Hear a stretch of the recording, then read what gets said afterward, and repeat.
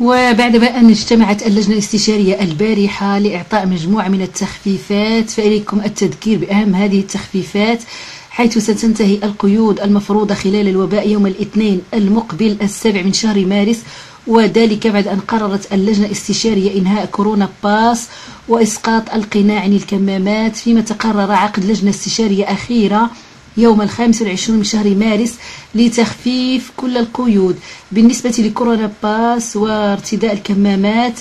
كما كان متوقعا، وقعت اللجنة الاستشارية نهاية كورونا باس يعني لكوفيد سيفتي كيت التي سوف تختفي بدءا من اليوم الاثنين. وبالإضافة إلى ذلك تم رفع الالتزام بارتداء القناع في كل مكان باستثناء وسائل النقل العام كالقطارات والترام والحافلات، باستثناء المحطات والمطار ومؤسسات الرعاية الصحية.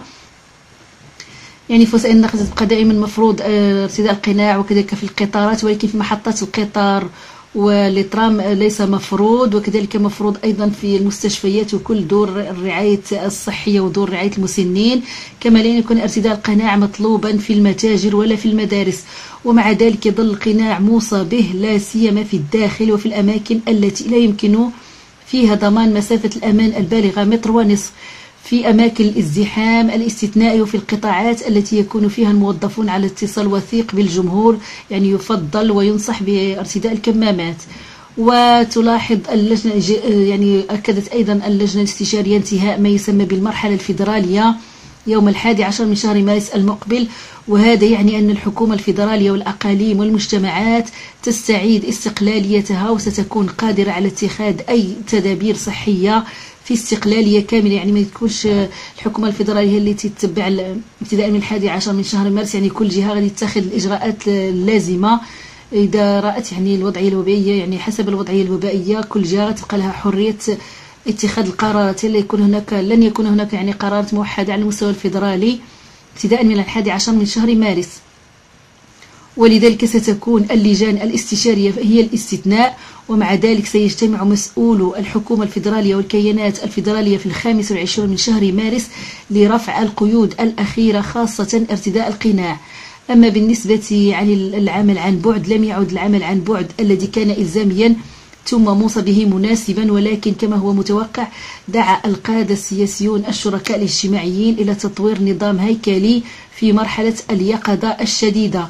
بالنسبة للسفر هناك مجموعة من التغييرات، حيث لا يزال عدد قليل من التدابير فيما يتعلق بالسفر، والتي تؤثر بشكل رئيسي على الأشخاص الذين يعيشون خارج الاتحاد الأوروبي، حيث سيطلب من جميع المقيمين غير البلجيكيين تقديم شهادة التطعيم أو التعافي أو نتيجة اختبار سلبية.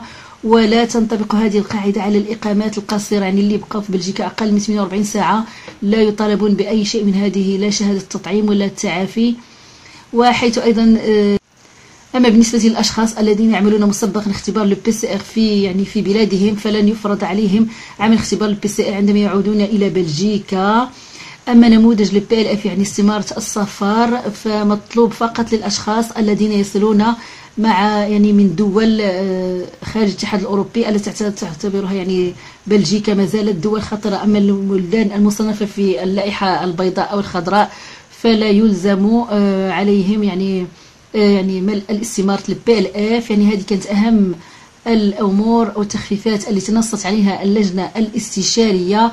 وإليكم الآن أيضا الندوة الصحفية التي عقدت بعد الاجتماع اللجنة الاستشارية لمزيد من المعلومات. À partir du 11 mars, les règles de voyage changeront aussi d'une manière fondamentale. Principal assouplissement, c'est par rapport au PLF. Donc ce document PLF ne devra uniquement être rempli par des voyageurs qui arrivent dans notre pays en provenance d'un pays tiers et qui est un pays qui n'est pas repris sur la liste des pays blanches de l'Union européenne.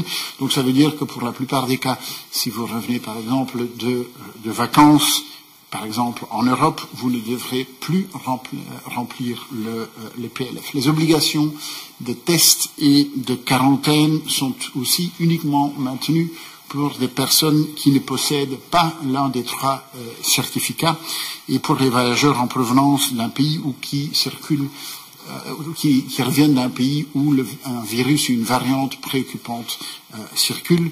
C'est clair qu'ici, on parle vraiment des exceptions. Dans la majorité des cas, ce ne sera donc plus nécessaire. Et le ministre Van den Broeke donnera tout à l'heure plus de détails par rapport aux règles qui restent en vigueur.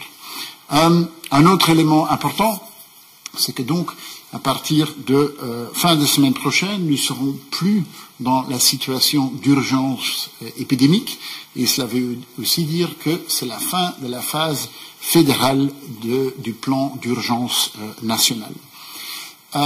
Ça veut dire, et c'est en fait presque à la date du 13 mars, la date du 13 mars, c'est donc dimanche prochain, ce sera exactement 2 ans qu'on a été en phase fédérale, qu'on a déclenchée en fait au début de cette pandémie Covid. Mais il faut être clair, la pandémie nous a aussi appris à être prudents. On a souvent vu a été confronté à des surprises, et donc personne ne sait naturellement comment va évoluer l'automne. Et la bonne nouvelle, c'est qu'on peut donc fin de la semaine prochaine quitter cette phase fédérale. C'est, je pense, une page importante qu'on tourne. C'est un symbole. Je pense que c'est surtout un symbole de notre résilience et de notre persévérance face à une pandémie qui nous a laissé peu de répit. Nous avons traversé des monts et des marais ces dernières années, et on a fait ça ensemble. On a lutté contre plusieurs variants, on a traversé 5 vagues de ce virus, et on a malheureusement payé un lourd tribut humain. 30 000 de nos compatriotes, des femmes, des hommes, sont morts après avoir été infectés par ce terrible virus. Nous parlons de dizaines de milliers de familles qui ont été touchées, des familles pour qui cette pandémie, malheureusement, laissera une trace, une blessure très difficile à gérer. Mais je pense aussi aux Belges qui ont temporairement dû quitter leur emploi, dû fermer leur entreprise. Ça a été une période qui a été particulièrement éprouvante et douloureuse, mais je pense aussi que c'est une période qui nous a appris quelque chose. Notamment que si nous prenons soin les uns des autres, si nous travaillons main dans la main, et lorsque nous faisons preuve de solidarité, nous sommes capables de passer les obstacles les plus difficiles. C'est une leçon importante, d'autant, je pense que c'est une leçon importante à un moment comme celui-ci, où nous sommes confrontés à l'impensable. Nous sommes confrontés à une guerre massive sur le continent européen. Tout juste comme cette pandémie, on n'aurait jamais cru qu'on serait confronté à quelque chose comme cette pandémie. Aujourd'hui, malheureusement, nous sommes en Europe de nouveau confrontés à quelque chose qui est complètement inimaginable. Et donc, je voudrais quand même terminer en disant quelques éléments par rapport Merci beaucoup, Premier. Oui, c'est vrai qu'on vit plutôt des sentiments mélangés, puisque d'une part, on peut aujourd'hui se réjouir de l'évolution épidémiologique, et donc, après 2 ans de réunions, de défis à relever sans cesse, et à chaque fois on se disait on va en sortir, et puis il y avait une vague suivante qui arrivait.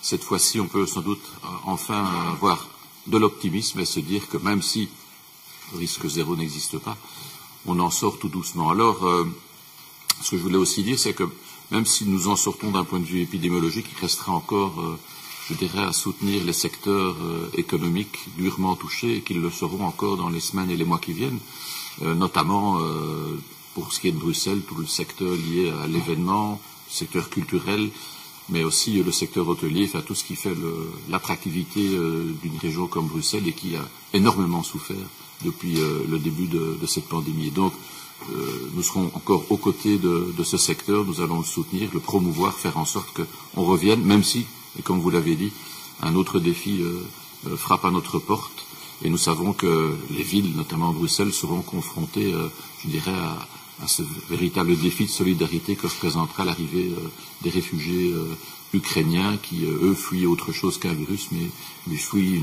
une guerre qui est effectivement inimaginable, incompréhensible pour nous, et singulièrement dans ma génération qui a connu qui est né dans la guerre froide et qui donc a toujours cru que tout ça était stabilisé, et on se rend compte qu'en fait les mouvements continuent toujours et nous ne sommes jamais à l'abri. Et donc, et vous avez bien fait de rappeler la nécessaire solidarité